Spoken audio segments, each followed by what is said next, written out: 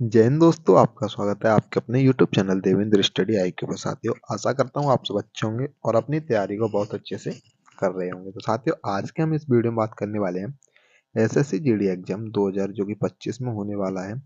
History की इसमें आज की जो वीडियो हमारी हिस्ट्री की रहने वाली है, इतिहास की, जिसमें हम 70 प्लस टॉप इंपोर्टेंट क्वेश्चन लेकर के आए हैं हिस्ट्री के, जिसमें आपके महत्वपूर्ण प्रश्नों का संग्रह है। साथियों, मेरा नाम है देवेंद्र कुमार। मैं आपको बता दूं, मैं लगातार 2 बार एसएससी जीडी क्वालिफाई कर चुका हूँ। साथ ही साथियों, आपके साथियों एसएससी जीडी के साथ साथ मैं दिल्ली पुलिस कांस्टेबल में भी बहुत अच्छे मार्क्स के साथ क्वालिफाई कर चुका हूँ। तो साथियों, बिना किसी देरी के कर लेते हैं वीडियो की शुरुआत। देख लेते हैं हम पहला प्रश्न। तो साथियों, हमारा पहला प्रश्न है, प्रथम विधि निर्माता कौन है? तो इसका सही आंसर हो जाएगा आपका मनु। जिसके साथ ही जो आपकी जो सीरीज है आपकी प्रश्न उत्तर के रूप में रहने वाली है। अगर वीडियो अच्छी लगे तो वीडियो को लाइक करना, चैनल को सब्सक्राइब करना, और ऐसे ही हम आपके लिए वीडियो और लेकर के आते रहेंगे। क्वेश्चन नंबर 2 साथियों, कृष्ण भक्ति का प्रथम और प्रधान ग्रंथ कौन सा है? कृष्ण भक्ति का प्रथम और प्रधान ग्रंथ कौन सा है? तो इसका सही आंसर हो जाएगा आपका श्रीमद् भागवत गीता। क्या हो जाएगा? श्रीमद् भागवत गीता हो जाएगा। क्वेश्चन नंबर 3 है, ऋग्वेद में संपत्ति का प्रमुख रूप, ऋग्वेद में संपत्ति का प्रमुख रूप किसे माना गया था? तो गोधन। गोधन, जो गोधन कौन सा होता है? गाय। गाय का जो गाय के रूप में जो धन प्राप्त होता है उसे गोधन को प्रमुख माना गया है। क्वेश्चन नंबर 4 है, प्राणों की संख्या कितनी है? तो प्राणों की संख्या हमारी 18 कितनी है? प्राणों की संख्या 18 है। अगला क्वेश्चन, अगला क्वेश्चन है साथियों, वैदिक धर्म का मुख्य लक्षण इनमें से किसकी उपासना है? वैदिक धर्म का मुख्य लक्षण किसका था? तो उसमें प्रकृति की उपासना की गई। किसकी उपासना की गई? तो प्रकृति की उपासना की है। किस देवता के लिए ऋग्वेद में पुरंदर, पुरंदर शब्द का प्रयोग किया गया? तो किस देवता के लिए पुरंदर शब्द का प्रयोग किया गया था? तो इसका सही आंसर हो जाएगा, किसके लिए कहा गया? साथियों, आपका इंद्र के लिए किया गया। किसके लिए किया गया? किस देवता के लिए ऋग्वेद में पुरंदर शब्द का प्रयोग किया गया था? तो इंद्र के लिए। सुलभ सूत्र, साथियों रचना आपकी सुलभ सूत्र किस विषय से संबंधित पुस्तक है? एक सुलभ सूत्र पुस्तक है। सुलभ सूत्र पुस्तक है किससे संबंधित है? ये साथियों आपकी ज्यामिति से संबंधित पुस्तक है। बढ़ते हैं अगले क्वेश्चन की तरफ। क्वेश्चन है साथियों, अस्तोमा सदगम कहाँ से लिया गया है? तो ऋग्वेद से लिया गया है। वेद कितने साथियों? हमारे 4 वेद हैं, ऋग्वेद, यजुर्वेद, सामवेद, अथर्ववेद। तो ठीक है, अस्तोमा सदगम कैसे लिया गया है? ऋग्वेद से लिया गया है। एक क्वेश्चन है साथियों हमारा, सत्यमेव जयते कौन सा? सत्यमेव जयते, आपको बताना कहाँ से लिया गया है। कमेंट में जवाब देना, शायद वो क्वेश्चन आपको मिल सकता है अगर रखा हुआ होगा तो। धर्मशास्त्रों में भू राजस्व की दर क्या है? तो धर्मशास्त्रों में भू राजस्व की दर 1/6 कितनी? 1/6 है। प्राचीन भारत में निष्क, निष्क नाम से किसे जानते थे? स्वर्ण आभूषणों को हम निष्क नाम से जानते थे। प्राचीन भारत में निष्क नाम से किसे जानते थे? तो हम स्वर्ण आभूषणों को जानते थे। सोने के जो आभूषण होते थे उन्हें क्या कहते थे? निष्क नाम से जानते थे। अगला क्वेश्चन है, योग दर्शन, योग दर्शन के प्रतिपादक कौन है? तो आपके पतंजलि योग दर्शन के प्रतिपादक है। उपनिषद पुस्तकें किससे संबंधित होती है? तो उपनिषद पुस्तकें हमारी दर्शन से संबंधित है। किससे? दर्शन से। आरंभिक वैदिक साहित्य में सर्वाधिक वर्णित नदी, जो वैदिक साहित्य था उसमें सबसे ज्यादा सर्वाधिक वर्णित नदी कौन सी है? तो हमारी सिंधु नदी सर्वाधिक, आरंभिक वैदिक साहित्य में सर्वाधिक हमारी जो वर्णित है वो कौन सी है? सिंधु नदी हो जाएगी। अगला क्वेश्चन है, क्वेश्चन नंबर 14, कर्म का सिद्धांत किसने, किससे संबंधित है? तो मीमांसा, आपकी मीमांसाओं से संबंधित हमारा कर्म का सिद्धांत। कर्म का सिद्धांत मीमांसाओं से संबंधित है। वैदिक युग में प्रभावित लोकप्रिय शासन प्रणाली कैसी थी? तो कैसी थी? तो हमारी गणतंत्र थी। कैसी थी? गणतंत्र थी। गणतंत्र का मतलब आप जानते हैं, जिसमें राजा का बेटा राजा बनता है, वही हमारी गणतंत्र हुई, जो कि हमारे वंशानुगत चली आती है, उसे हम गणतंत्र कहते हैं। तो सबसे प्राचीन वेद कौन सा है? तो सबसे प्राचीन वेद कौन सा है? तो हमारा ऋग्वेद सबसे प्राचीन वेद है। अगला क्वेश्चन क्या था हमारा? सबसे प्राचीन वेद, तो ऋग्वेद सबसे प्राचीन वेद है। तो कौन सा वेद असंततः गद्य रूप में रचित किया गया? तो गद्य रूप में कौन सा किया गया? तो हमारा यजुर्वेद गद्य रूप में रचित किया गया है। बढ़ते हैं अगले क्वेश्चन की तरफ। अगला क्वेश्चन साथियों, इनमें से कौन सी स्मृति प्राचीनतम है? तो मनुस्मृति प्राचीनतम स्मृति है, जिसको सबसे पहले प्राचीन भारत के इतिहास में से ही हम उसके रूप में जानते थे, हमारे राज्य व्यवस्था के रूप में। इसी के अनुसार सभी व्यवस्थाएं चलती थी। बढ़ते हैं अगले क्वेश्चन की तरफ साथियों। आदि काव्य की संज्ञा किसे दी जाती है? तो आदि काव्य की संज्ञा किसे देते हैं? रामायण को आदि काव्य की संज्ञा दी जाती है। गायत्री मंत्र की रचना किसने की थी? गायत्री मंत्र की रचना विश्वामित्र ने की थी। किसने की थी? विश्वामित्र ने गायत्री मंत्र की रचना की थी। हड़प्पावासी किस वस्तु के उत्पादन में सर्वप्रथम थे? तो हड़प्पावासी कपास, कपास के उत्पादन में सर्वप्रथम थे हमारे हड़प्पावासी। सिंधु सभ्यता का कौन सा स्थान भारत में स्थित है? तो लोथल, लोथल हमारे भारत में स्थित है। ठीक है। पाली ग्रंथों में गांव के मुखिया को क्या कहा जाता था? तो पाली ग्रंथों में गांव के मुखिया को ग्राम भोजक कहते थे। क्या कहते थे? ग्राम भोजक कहा जाता था। ग्राम भोजक कहा जाता था। क्वेश्चन नंबर 24 से साथियों, नंद वंश का संस्थापक कौन था? तो महापद्म नंदिनी। इसमें नंदिनी लिखा हुआ, महापद्म नंद था। कौन था? महापद्म नंद था। कौन सा? महापद्म नंद था नंद वंश का संस्थापक। अगला क्वेश्चन साथियों, सिकंदर ने भारत पर कब आक्रमण किया था? तो सिकंदर ने भारत पर 326 बीसी में आक्रमण किया था। नंद वंश का अंतिम शासक कौन था? तो घनानंद था। कौन था? घनानंद नंद वंश का अंतिम शासक था। बढ़ते हैं अगले क्वेश्चन की तरफ।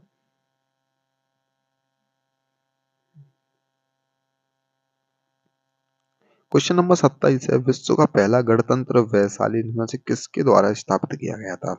तो सबसे पहला हमारा विश्व का सबसे पहला गणतंत्र था हमारा वैशाली। वैशाली को लिच्छवी के द्वारा स्थापित किया गया था। क्वेश्चन नंबर 28, पहला ईरानी शासक जिसने भारत के कुछ भाग को अपने अधीन किया था वह कौन था? तो हमारा डेरियस था। राजा डेरियस था जिसने ईरानी शासक था। अगला क्वेश्चन है, त्रिपिटक किससे संबंधित है? त्रिपिटक हमारा बौद्धों से संबंधित है। कौन कौन से थे हमारे त्रिपिटक?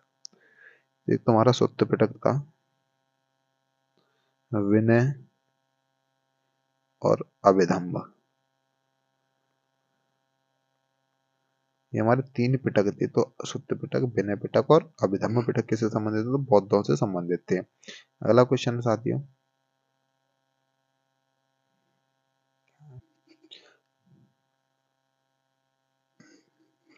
अगला क्वेश्चन है क्वेश्चन नंबर 30, किस शासक ने बौद्धों के लिए विख्यात विक्रमशिला विश्वविद्यालय की स्थापना की थी? तो धर्मपाल ने विख्यात विश्वविद्यालय कौन सा? विक्रमशिला की स्थापना धर्मपाल ने की थी।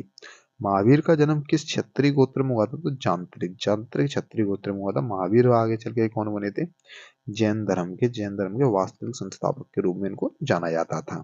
ठीक है।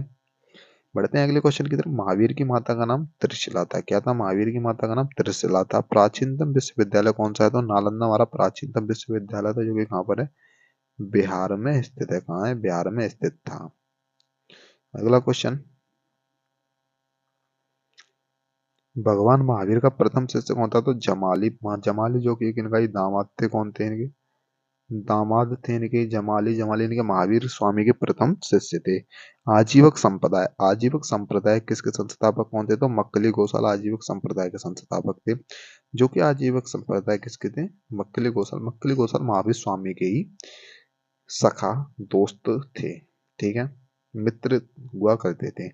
तैमूर लंग ने किस वर्ष भारत पर आक्रमण किया था? तैमूर लंग ने भारत पर आक्रमण 1398 में किया था। कब किया था? 1398 में किया था भारत पर आक्रमण। लोधी वंश का संस्थापक कौन था? तो बेलूल लोधी। बेलूल लोधी लोधी वंश का संस्थापक था। बेलूल लोधी लोधी वंश का संस्थापक था बेलूल लोधी।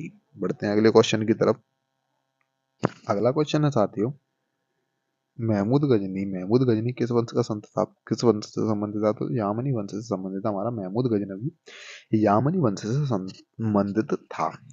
शून्य की खोज किसने की थी? तो आर्यभट्ट ने, महान गणितज्ञ आर्यभट्ट ने शून्य की खोज की थी। प्राचीन भारत में इनमें से कौन सा विद्या अध्ययन का केंद्र नहीं था? तो हमारा कौशाम्बी। कौशाम्बी विद्या अध्ययन का केंद्र नहीं था। बढ़ते हैं अगले क्वेश्चन की तरफ। तो अगला क्वेश्चन है, किस विदेशी यात्री ने भारत का दौरा सबसे पहले किया था? तो मेगास्थनीज ने किया था। मेगास्थनीज एक पुस्तक लिखी थी, वो कौन सी थी? इंडिका। इंडिका नाम की एक पुस्तक लिखी थी मेगास्थनीज ने। किसने लिखी थी? मेगास्थनीज ने इंडिका नाम की एक पुस्तक लिखी थी। अगला क्वेश्चन है, किस व्यक्ति को द्वितीय अशोक के नाम से जाना जाता है? तो हर्षवर्धन। हर्षवर्धन को द्वितीय अशोक के नाम से जानते हैं। अशोक वर्धन ने अपनी धार्मिक सभा कहाँ किया था? तो प्रयाग में किया था। प्रयाग जैसे आज हम इलाहाबाद या प्रयागराज के नाम से जानते हैं, जहां पर हमारा कुंभ, महाकुंभ, कुंभ का आयोजन किया था। सबसे पहले हर्षवर्धन ने इसकी शुरुआत की थी। मिहिरकुल, मिहिरकुल का संबंध किससे है? तो मिहिरकुल, मिहिरकुल, मिहिरकुल का संबंध है, मिहिरकुल, मिहिरकुल का संबंध किससे? तो हुड़ों से मिहिरकुल का संबंध है। बाणभट्ट, बाणभट्ट किस सम्राट के राज दरबारी कवि थे? तो बाणभट्ट हमारे हर्षवर्धन के थे, हर्षवर्धन से संबंधित है बाणभट्ट। ठीक है। वियना, वियना सम्मेलन कब हुआ था? तो वियना सम्मेलन 1815 में हुआ था। वियना सम्मेलन। किस देश को यूरोप का मरीज कहते हैं? तो तुर्की को यूरोप का मरीज कहते हैं। किसे कहते हैं यूरोप का मरीज? तो तुर्की को हम यूरोप का मरीज कहते हैं। जर्मनी का एकीकरण कब हुआ था? तो 1871 में, 1871 में जर्मनी का एकीकरण हुआ था। थोड़ा ना इसको क्लियर कर लेते हैं हम।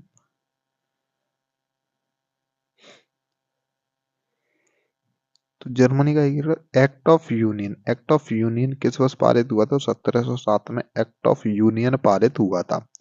बोलेंसविक, बोलेस्विक क्रांति, बोलेस्विक क्रांति कब हुई थी? तो 1917 में बोलेस्विक क्रांति हुई थी। बढ़ते हैं अगले क्वेश्चन की तरफ। अगला क्वेश्चन है साथ में, नई आर्थिक नीति, नई आर्थिक नीति का जन्मदाता कौन है? तो नई आर्थिक नीति, नई आर्थिक नीति का जन्मदाता हमारा लेनिन था। नई आर्थिक नीति का जन्मदाता लेनिन था। अगला क्वेश्चन है साथियों, क्वेश्चन नंबर 52 है, अप्रैल थीसिस किसने तैयार की? अप्रैल थीसिस भी लेनिन, लेनिन ने तैयार की थी। लेनिन ने नई आर्थिक नीति की घोषणा कब की थी? तो 1921 में लेनिन ने नई आर्थिक नीति की घोषणा की थी। लाल सेना का गठन किसने किया था? तो ट्राटस्की ने लाल सेना का गठन किया था। क्वेश्चन नंबर 55 है साथियों, भारत में अंग्रेजी शिक्षा की शुरुआत, भारत में अंग्रेजी शिक्षा की शुरुआत किसने की थी? तो मैकाले ने अंग्रेजी शिक्षा की शुरुआत की थी। इंपोर्टेंट क्वेश्चन मार्क कर सकते हैं आप इसको।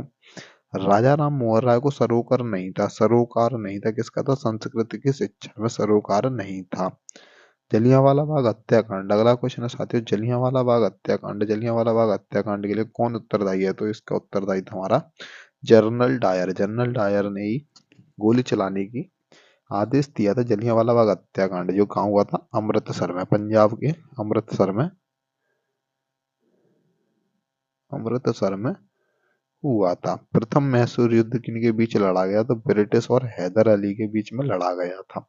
प्रथम मैसूर युद्ध ब्रिटिश और हैदर अली के बीच में लड़ा गया था। सती प्रथा का प्रतिबंध किसने लगाया था? तो William Bentinck, lord William Bentinck ने सती प्रथा पर प्रतिबंध लगाया था। बढ़ते हैं अगले क्वेश्चन की तरफ। अगला क्वेश्चन है साथियों, किस वर्ष म्यांमार भारत से अलग हुआ था? तो 1937 में म्यांमार हमारे भारत से अलग एक देश बना था म्यांमार। ब्रिटिश सरकार ने बंगाल विभाजन को प्रतिशत किस वर्ष किया था? ब्रिटिश सरकार ने बंगाल विभाजन को प्रतिशत कब किया था? तो 1919 में किया था। बल जलियांवाला बाग हत्याकांड 1919, 13 अप्रैल कब हुआ था? 13 अप्रैल, 13 अप्रैल 1919 जलियांवाला बाग हत्याकांड हुआ था। बढ़ते हैं अगले क्वेश्चन की तरफ। तो अगला क्वेश्चन है साथियों, 1911 तक बिहार इनमें से किसके अंतर्गत था? तो बिहार हमारे बंगाल महाप्रांत के अंतर्गत था। 1911 तक बिहार किसका हिस्सा था? बंगाल महाप्रांत का हिस्सा था। क्वेश्चन नंबर 64 है साथियों, अलीगढ़ मुस्लिम विश्वविद्यालय के संस्थापक कौन है? तो सर सैयद अहमद खान अलीगढ़ मुस्लिम विश्वविद्यालय के संस्थापक हैं। चोरी चौरा कांड किससे संबंधित था? तो असहयोग आंदोलन से संबंधित था। चोरी चौरा कांड हमारा असहयोग आंदोलन से संबंधित था। बढ़ते हैं अगले क्वेश्चन की तरफ। तो अगला क्वेश्चन साथ ही हमारा, प्रथम विश्व युद्ध, प्रथम विश्व युद्ध के दौरान भारत में लोकप्रिय होने वाला आंदोलन कौन सा था? तो प्रथम विश्व युद्ध के समय ही भारत में लोकप्रिय होने वाला आंदोलन हमारा होम रूल आंदोलन था। कौन सा था? होम रूल आंदोलन था। अगला क्वेश्चन है साथियों, भारत में खोजा गया सबसे पुराना पुराना शहर कौन सा था? तो हड़प्पा सबसे पुराना शहर था भारत में खोजा गया। सिंधु घाटी के लोग विश्वास रखते थे मात्र शक्ति में।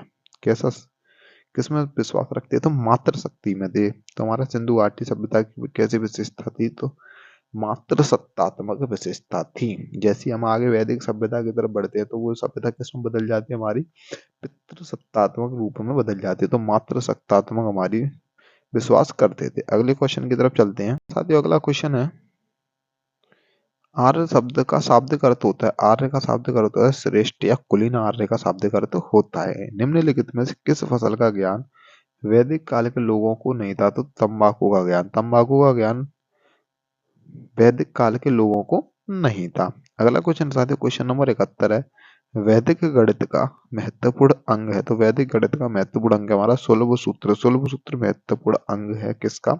वैदिक गणित का। बढ़ते हैं अगले क्वेश्चन की तरफ। अगला क्वेश्चन है साथियों, किस वेद में प्राचीन वैदिक युग की संस्कृति के बारे में सूचना दी गई? तो ऋग्वेद में प्राचीन वैदिक युग की संस्कृति के बारे में सूचना दी गई है। अगला क्वेश्चन साथियों, वेदों की संख्या कितनी है? तो वेदों की संख्या हमारी 4 है। कौन कौन से? ऋग्वेद, यजुर्वेद, सामवेद और अथर्ववेद। बढ़ते हैं साथियों अगले क्वेश्चन की तरफ। ये हमारे लास्ट क्वेश्चन है